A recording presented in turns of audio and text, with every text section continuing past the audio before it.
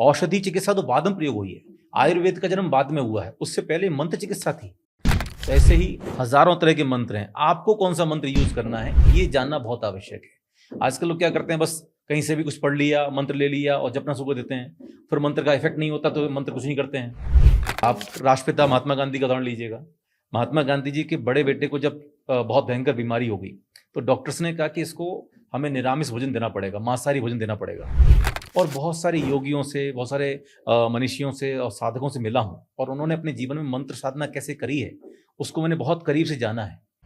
Stress में मंत्रों का कितना योगदान हो सकता है और मंत्र कहाँ हेल्प कर सकते हैं? देखिए, मंत्र की परिभाषा ही है मनस्य त्राणमिति मंत्र। मन की जो रक्षा करता है वो मंत्र है, जो मन को संभालता है, जो मन को मैनेज करता है वो मंत्र है। मंत्र बनाए 2 अक्षरों से, म और त्र। तो जो मन को रक्षा करे, मन को शांत रखे, वो मंत्र है। तो आचार्यों ने बहुत सारे मंत्र बताए हुए हैं। तो कुछ मंत्र ऐसे हैं जो मेंटल हेल्थ के लिए कार्य करते हैं, कुछ मंत्र ऐसे हैं जो फिजिकल हेल्थ के लिए कार्य करते हैं, कुछ मंत्र ऐसे हैं जो फाइनेंशियली हेल्थ के लिए कार्य करते हैं। तो मंत्र शास्त्र एक तरीके से है मेडिकल स्टोर की तरह। जैसे मेडिकल स्टोर पे क्या है, हर रोग की दवाई मिल रही है, लेकिन आपको कौन सी दवाई चाहिए वो आप डॉक्टर से प्रेस्क्राइब कराते हैं, उसके बाद आप मेडिकल स्टोर जाते हैं और वहां से जाकर वो दवाई लेते हैं। तो ऐसे ही मंत्र विज्ञान है। मंत्र विज्ञान में हजारों करोड़ों मंत्र हैं। जैन धर्म का जो नमोकार महामंत्र है उसी से 84 लाख बीज मंत्र पैदा हुए हैं।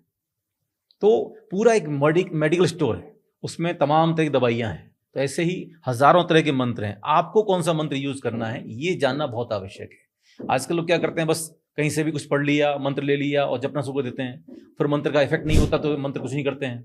तो लोगों की मिथ्या धारणा बन जाती है मंत्र विज्ञान के प्रति या योग साधना के प्रति, किसी कुछ नहीं होता, ऐसे कुछ नहीं होता। मंत्र बहुत साइंटिफिक है और मंत्रों पर बहुत सारे प्रयोग हुए हैं। जब मैंने संन्यास लिया सन 2010 में, तब से मैं लेकर के आज तक कार्य कर रहा हूँ और बहुत सारे योगियों से, बहुत सारे मनीषियों से और साधकों से मिला हूँ और उन्होंने अपने जीवन में मंत्र साधना कैसे करी है उसको मैंने बहुत करीब से जाना है। तो मंत्र को यदि आप सही तरीके से जपते हैं, उसका प्रोनाउंसिएशन प्रॉपर करना चाहिए, उसका उच्चारण शुद्ध होना चाहिए, अगर आप वो सब करते हैं, विधि को फॉलो करते हैं, तो निश्चित रूप से मंत्र चमत्कारिक परिणाम देता है। दिल्ली के एम्स हॉस्पिटल में प्रयोग हुए, दिल्ली के राम मनोहर लोहिया हॉस्पिटल में प्रयोग हुए महामृत्युंजय मंत्र के ऊपर। तो ये साइंटिफिक तरीके से प्रमाणित हुआ है कि मंत्र चिकित्सा भी अपने आप में एक परिपूर्ण चिकित्सा है जिसके द्वारा आप स्वयं को हील कर सकते हैं। मंत्र चिकित्सा जी, और ये मंत्र चिकित्सा ही है जो प्राचीन काल से अभी तक चली आ रही है। औषधि चिकित्सा तो बाद में प्रयोग हुई है, आयुर्वेद का जन्म बाद में हुआ है, उससे पहले मंत्र चिकित्सा थी। आपने देखे हो तो चाहे रामायण का युद्ध हो, चाहे महाभारत का युद्ध हो, तो उसमें जब वो कोई भी अस्त्र का प्रयोग करते हैं, शस्त्र का प्रयोग करते हैं, तो पहले वो ध्यान करते थे, मंत्र का स्मरण करते थे। बाण वही है, लेकिन वही बाण जैसे ही वो धनुष छूटता था तो वो अग्नि बाण बन जाता था, वो वायु का बाण बन जाता था, वो जल का बाण बन जाता था। तो वो सारा का सारा प्रभाव मंत्रों से आता था।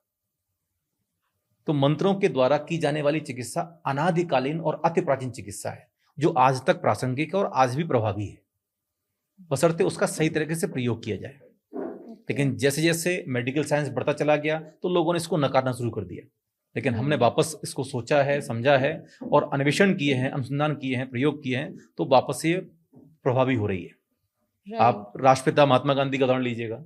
महात्मा गांधी जी के बड़े बेटे को जब बहुत भयंकर बीमारी हो गई तो डॉक्टर्स ने कहा कि इसको हमें निरामिष भोजन देना पड़ेगा, मांसाहारी भोजन देना पड़ेगा। अच्छा। तो महात्मा गांधी ने कहा कि मैं पूरी तरह से शाकाहारी हूँ, मेरा नियम है, अहिंसा का पालन करता हूँ, मैं अपने बेटे को किसी प्रकार का कोई भी मैं मांसाहारी भोजन नहीं कराऊंगा, चाहे जिंदा रहे चाहे मरे। और वो बाहर आते हैं और वो बाहर ईश्वर से प्रार्थना करते हैं कि भाई मैंने इसके लिए अपने अहिंसा धर्म को नहीं छोड़ा है, अब आपके ऊपर है कि आप क्या करते हैं। तो उनका बेटा जीवित भी रहा, ठीक भी हुआ, हील भी हुआ।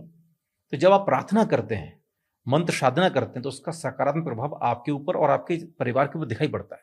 तो महात्मा गांधी ने इसको नाम दिया मह चिकित्सा।